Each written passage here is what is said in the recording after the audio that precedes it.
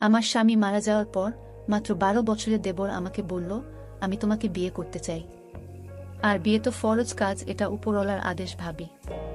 দেবর সাকিবের কথা শুনে আমি হা করে তাকিয়ে আছি, কারণ সাকিবের বয়স মাত্র ১১ বছর, আর ১১-১২ বছরের ছেলে আমাকে বিয়ে করতে চায়, এটা অসম্ভব। কিন্তু আমি যাকে বাচ্চা ছেলে ভেবেছিলাম সে তো একটা। তাহলে ঘটনাটি বলি, মনোযোগ সহকারে শুনে নিন, আশা করি অনেক ভালো লাগবে আপনাদের। যেই সাকিব আমার দেবর, এটাই তো সেই সাকিব যে আমার চোখের দিকে তাকিয়ে কথা বলার সাহস পায়নি, অথচ আজ এই সাকিব আমাকে বিয়ের জন্য অফার করছে। সময় কতটা বদলে গেছে, পরিস্থিতি আর ভাগ্য আমাকে কোথায় দাঁড় করিয়েছে সেটাই অবাক চোখে তাকিয়ে দেখছি। সাকিব আমার ছোট দেবর, আমার স্বামী জিসানের ছোট ভাই। আমার স্বামী জিসান স্ট্রোক করে মারা যান। আমাদের গ্রামের সরকারি হাই স্কুলে চাকরি করতেন। ঢাকা একটা ট্রেনিংয়ে যাওয়ার পথে স্ট্রোক করে ২০ দিন চিকিৎসা অবস্থায় মারা যান। আমার এক ছেলে এক মেয়ে। বড় মেয়ের নাম সুমি আর ছোট ছেলের নাম সিফাত। মেয়েটার বয়স ৮ বছর আর ছেলেটার ৪ বছর। খুব সুখের সংসার ছিল আমাদের, সবাই মিলে কতই না ভালো ছিলাম। জিসানরা ৩ ভাই ১ বোন। জিসান সবার বড় ছিল। মেজ ভাই প্রবাসে থাকে, আমার মেজ জাটা বাবার বাড়িতে থাকে। এখানে নাকি খুব অসুবিধে হয়। বিয়ের ৪ মাস যেতে না যেতেই আমার মেজ দেবরকে নিয়ে আলাদা হয়ে যায়। আমি শুধু আলাদা হতে পারিনি, কারণ জিসানের মাকে কে দেখবে, আমি তো উনার মেয়ের মতো। তাও বউ হিসেবে আমার মেজ যাই ভালো। আমার সৎ মা ছিল ঘরে, তাই মায়ের ভালোবাসার খুব অভাব ছিল। ভেবেছিলাম শাশুড়ি মাকে দিয়ে নিজের মায়ের ব্যথা ভুলব, কিন্তু সে সুখটা হয়তো আমার কপালে ছিল না। আমি যত উনাকে মেনে চলতাম, উনি তত আমার ছোটখাটো দোষ নিয়ে ঝগড়া শুরু করে দিতেন। এ ঝগড়া নিয়ে জিসান কয়েকবার আমার উপর হাত তুলেছে। তাও প্রতিবাদ করতে যেয়ে পারিনি, কারণ আমি নারী, মুখ দিয়ে বললে আমার অধিকারের অভাব নাই। কিন্তু পুরুষতান্ত্রিক সমাজে আমরা নারীরাই দোষী। কার নামে কোথায় বিচার দিব? দিন শেষে এই পরিবার নিয়েই তো আমাকে থাকতে হবে, তাই কখনো প্রতিবাদ করেছি, আবার কখনো করিনি। সব মিলিয়ে আলহামদুলিল্লাহ ভালো ছিলাম। কিন্তু সবার কপালে সব সুখ সয় না, হয়তো আমার ক্ষেত্রে তাই হয়েছে। সাকিব আমার সাথে চোখ তুলে কথা বলতে পারেনি ওর ভাইয়ের ভয়ে। আমার জানামতে আমাকে খুব সম্মান করে, কিন্তু আমার স্বামী মৃত্যুর পর বুঝলাম শুধু ভাইয়ের ভয়ে আমার দিকে তাকাতেও সাহস পায়নি। ছেলে মেয়ে দুটোকে নিয়ে কোথায় যাব, কি করব? শাশুড়ি মা এবং সাকিবের অত্যাচারে ঘরে বসা যায় না।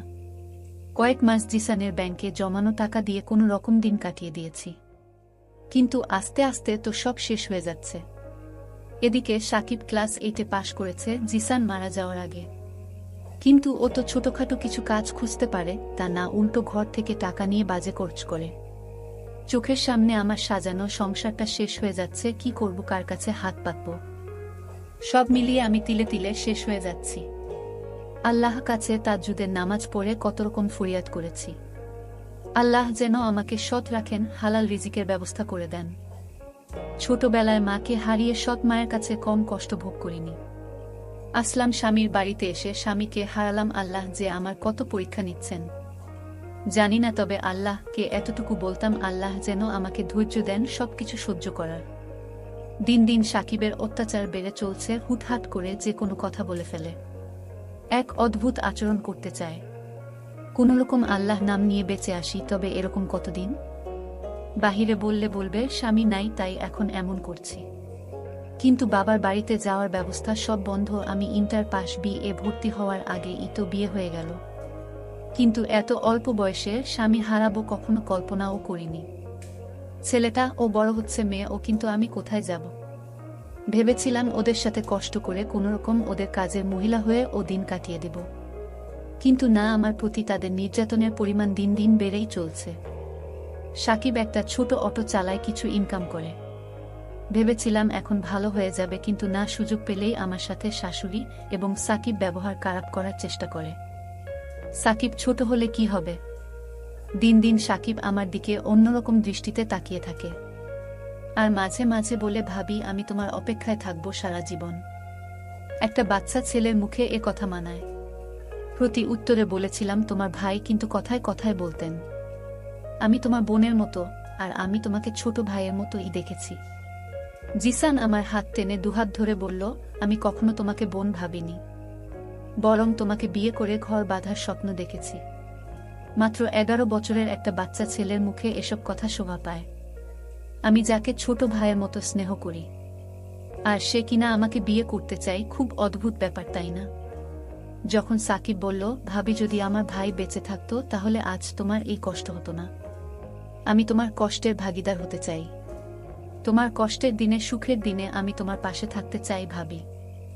এই কথা বলার পর ভাবি আমাকে জুড়ে একটা তাপ্পড় দিয়ে বলল, তুমি একটা বাচ্চা ছেলে, তুমি আমার কষ্ট কি বুঝবে?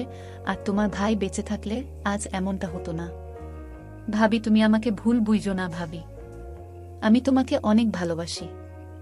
আমি যদি তোমাকে আমার বাড়িতে না রাখতে পারি তাহলে আমার মা তো তোমাকে এই বাড়ি থেকে তাড়িয়ে দেবে, কারণ আজ আমার ভাই বেঁচে নাই আর তোমার নাই স্বামী। তাই চেয়েছিলাম ভাবি আমি তোমাকে আমার বাড়িতে রেখে দেব সারা জীবনের জন্য। সাকিব এই কথা বলার পর খুব অসহায় লেগেছে সেদিন যেদিন আমার ছেলে পরীক্ষা ফিস দেওয়ার জন্য কতবার টাকা চেয়েছে। প্রতিবার সাকিব বলেছে, তোর মায়ের কাছে গিয়ে জিজ্ঞেস আমি তাকে বিয়ে করতে চাই, যদি রাজি হয় তাহলে তোরে অনেক টাকা দিক চকলেট খাওয়ার জন্য। সাকিবের বয়স মাত্র 12 বছর, আর 12 বছরের ছেলে আমার স্বামী হবে এটা আমি কিভাবে মেনে নিতে পারি? সে তো আমার ছোট ভাইয়ের বয়সী। সাকিব বলল, ভাবি তোমার কষ্ট দেখলে আমার চোখে পানি চলে আসে। আমি তোমার কষ্ট সহ্য করতে পারি না ভাবি। আমি জানি বড় ভাইয়া মারা যাওয়ার পর তুমি আর কখনো বিয়ের পিড়িতে বসবে না, তোমার বাকি জীবনটা আমাদের বাড়িতে চাকরানির মতো কাটাতে চাও, সেটাও আমি জানি। কিন্তু ভাবি তুমি চাইলে আমি তোমার সব কথা মেনে নিব। আরে তুমি তো একটা বাচ্চা ছেলে, তুমি বিয়ের কি বুঝবে? তোমার বিয়ের বয়স এখনো হয়নি সাকিব। আর তুমি এটা ভেবো না তোমার ভাই মারা গেছে বলে আমি আবার বিয়ে করব, কখনো না। ভাবি তুমি যা বলছো সব মুখেই বলতেছো, তোমার ভিতর থেকে কোনো কথা বের হচ্ছে না। আমি তোমার মুখ দেখেই বুঝতে পারছি যে তুমি কথাগুলো মুখে বলতেছো, অন্তর থেকে নয়। এতটুকু বাচ্চা ছেলের মাথায় এত বুদ্ধি কোথায় থেকে এলো আমি ভেবে পাচ্ছি না। আমি একদিন কান্না করে সাকিবের আড়ালে বলছিলাম, আমি এখন ছেলেদের পরীক্ষার খরচ কোথায় থেকে দিব? আমি কান্না করছিলাম আর এই কথাগুলো বলছিলাম। আমার আড়াল থেকে সাকিব আমার কথাগুলো শুনে ফেলে। ঠিক তখনই সাকিব একটা অটো ভাড়া নিয়ে সারাদিন অটো চালিয়ে টাকার ব্যবস্থা করে নিয়ে এলো। সাকিব রাতে আমার ঘরে চুপি চুপি ঢুকে বলতে লাগলো, আমার লক্ষ্মী ভাবি তুমি কান্না করছো কেন? কি হয়েছে তোমার? ভাবি বলল, তোমার কাছে বললে কি হবে? আরে ভাবি বলো না শুনি, সমাধানও তো করতে পারি।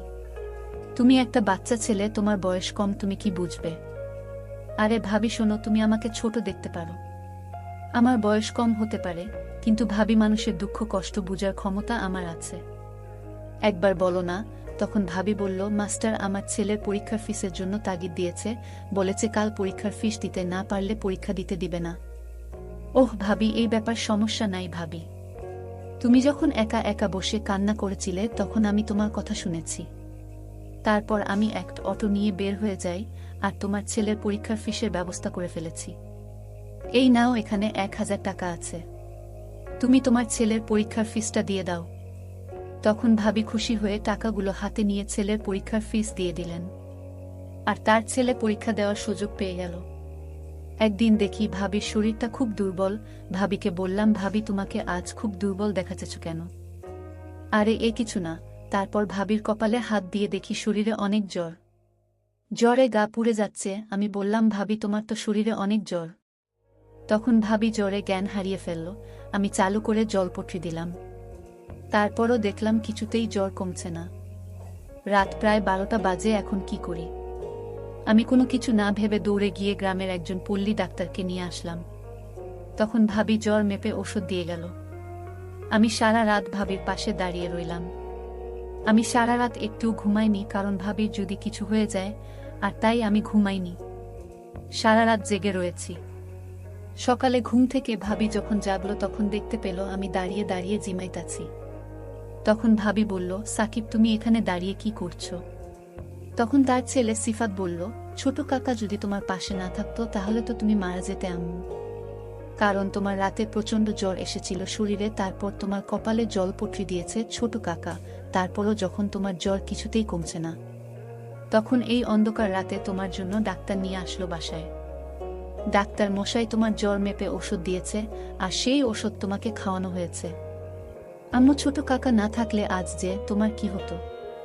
হয়তো আমি তোমাকে আর মা ডাকার সুযোগ পেতাম না। ছেলের মুখে এইসব কথা শোনার পর আমার চোখের জল ধরে রাখতে পারিনি। আমি তাকে জড়িয়ে ধরে হাউমাউ করে কান্না করতে লাগলাম। সাকিব, তুমি আমাকে এত ভালোবাসো কেন? ভাবি, আমার ভাইয়া মারা যাওয়ার পর তোমার কষ্ট কিছুতেই সইতে পারছিলাম না। তুমি যখন সবসময় মনমরা হয়ে থাকতে, আমার মা যখন তোমাকে বিভিন্ন কথা বলে গালি দিত, তখন আমি এটা সইতে পারছিলাম না। কারণ আমার ভাইয়ের আমানত আমার বাড়িতেই রেখে দিতে চেয়েছি। জানো ভাবি, আমার জন্য অনেক সুন্দরী মেয়েরা পাগল, কিন্তু আমি কাউকে ভালোবাসার অধিকার দেয়নি। এর একটাই কারণ, তোমার জন্য তোমার মায়ের বাঁধনে আমি আটকা পড়ে গেছি। তার মুখে এই কথা শোনার পর আমার চোখ দিয়ে টলমল করে পানি পড়ছে, আমি কান্না করছি। আল্লাহ আমার কপালে আরেকজন মানুষ আমার পাশে দিয়েছেন। তার ব্যবহারে, তার কথায় আমি মুগ্ধ হয়ে গেছি। আসলে আল্লাহ যা করেন তা ভালোর জন্যই করেন। আমি সাকিবকে বললাম, সাকিব তুমি কি চাও বলো, তুমি আজ যা চাইবে তাই পাবে। আমি আল্লাহকে সাক্ষী রেখে বললাম, ভাবি আমি তোমার কাছে কিছুই চাই না, তুমি আমার পাশে সারাজীবন থাকবে এবং তোমাকে সেবা করার সুযোগ দিবে। ঠিক আছে, আমি তোমাকে সারা জীবনের জন্য আঁচলে বেঁধে নিলাম, এখন খুশি তো? সাকিব চোখের জল মুছতে মুছতে বলল, ভাবি আমার মতো সুখী মানুষ এ পৃথিবীতে আর কেউ নাই। অনেক সাধনার পর তোমাকে এই বাড়িতে রেখে দিলাম সারা জীবনের জন্য, এটাই আমার সার্থকতা। সবশেষে দর্শকের উদ্দেশ্য করে একটা কথা বলতে চাই, তোমরা কখনো কম বয়সী ছেলেদের অবহেলা করো না। কারণ তাদের ভিতরে অনেক প্রতিভা, ভালোবাসা লুকিয়ে থাকে, যা কেউ জানে না। আজকের গল্পটি এখানেই শেষ করলাম। ভালো থাকবেন সবাই, ধন্যবাদ।